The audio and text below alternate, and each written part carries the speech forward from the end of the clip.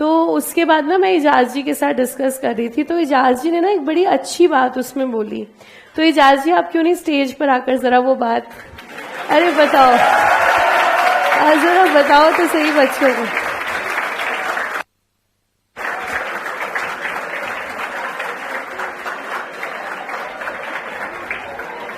आप खुद ही बताओ, वो बहुत अच्छा रहेगा। आपने बहुत अच्छी बात वो बोली थी।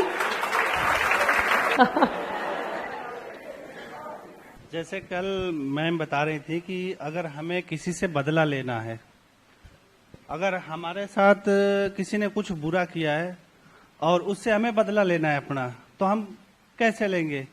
हम अपने तरीके से, या जो हमारी हैसियत है, हम उसको उतना ही नुकसान पहुंचा सकते हैं। अगर वही चीज हम छोड़ दे ऊपर वाले के, ऊपर वाला कैसे बदला लेगा? क्योंकि एक कहावत है ना कि ऊपर वाले की लाठी में आवाज नहीं होती, और जब वो बदला लेना चाहता है, वो बदला लेता है ना, तो फिर बंदे की कोई हैसियत नहीं रह जाती।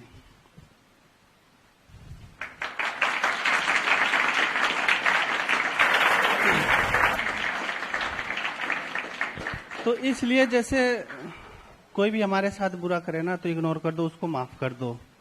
क्योंकि एक चीज मैं और ऐड करना चाहता हूं कि जो हमारे आखिरी पैगंबर है मोहम्मद सल्लल्लाहु अलैहि वसल्लम, उन्होंने एक बात कही है कि दुनिया में अगर किसी को माफ कर दे, अगर उससे उसकी इज्जत घट जाती है, तो मैदाने हश्र में वो आके मुझसे अपनी इज्जत ले लेगा।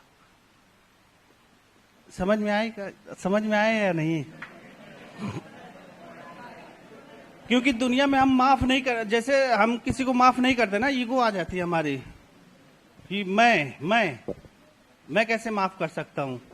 लेकिन अगर हम माफ कर दें तो हम, माफ करने वाला बड़ा ही होता है। अगर किसी को माफ करने से हमारी इज्जत घट जाए, तो मैदान हशर में क़यामत के दिन, क़यामत के बाद का जो मंजर होता है मैदान हशर, वहां आके वो हमसे ले ले इज्जत।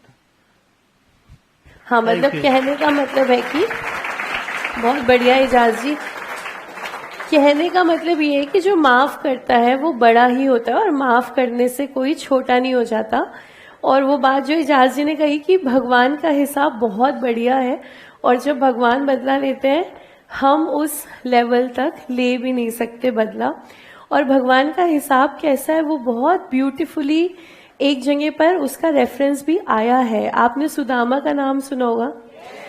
तो जब सुदामा जी भगवान से मिलने गए थे, उस समय वो, पता है आपको, चावल लेके गए थे। तो वो कितने चावल थे पता है? 3 मुट्ठी चावल थे। हाँ, उसकी जो क्वांटिटी थी वो 3 मुट्ठी चावल थे। और आपको ये भी पता होगा, जब सुदामा जी वहां से वापस आए थे तो उनकी सारी गरीबी खत्म हो गई थी, उनको बहुत कुछ भगवान से मिल गया था। तो सिस्टम क्या था, भगवान के हिसाब की बात बता रही हूँ। 3 मुट्ठी चावल वो लेके गए थे। अब जब भगवान ने पहली मुट्ठी चावल खाई, तो भगवान ने अब क्या बोला, सारा स्वर्ग मैंने इसके नाम किया, सुदामा के पहली मुट्ठी चावल में। फिर जब भगवान ने दूसरी मुट्ठी खाई, तो उसमें भगवान ने बोला, मैंने पूरा पृथ्वी लोक इसके नाम किया। और जब वो तीसरी मुट्ठी खाने लगे, तो उनके दिल में क्या था, अब मैं वैकुंठ जहां मैं रहता हूं, अब मैं उसको सारा का सारा इसके नाम करूंगा। और लक्ष्मी जी ने फट समझ लिया कि ये स्वर्ग तो गया, पृथ्वी भी गई, और अब ये क्या देने वाले हैं, वैकुंठ।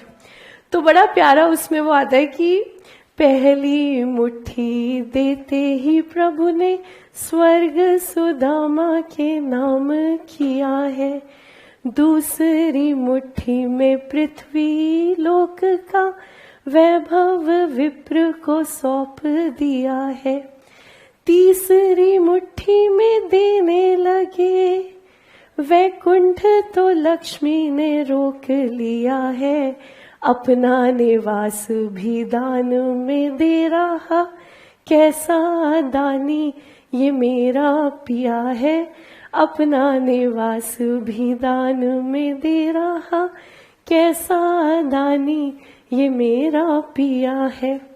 तो लक्ष्मी जी ने क्या किया, उन्होंने हाथ पकड़ लिया भगवान का।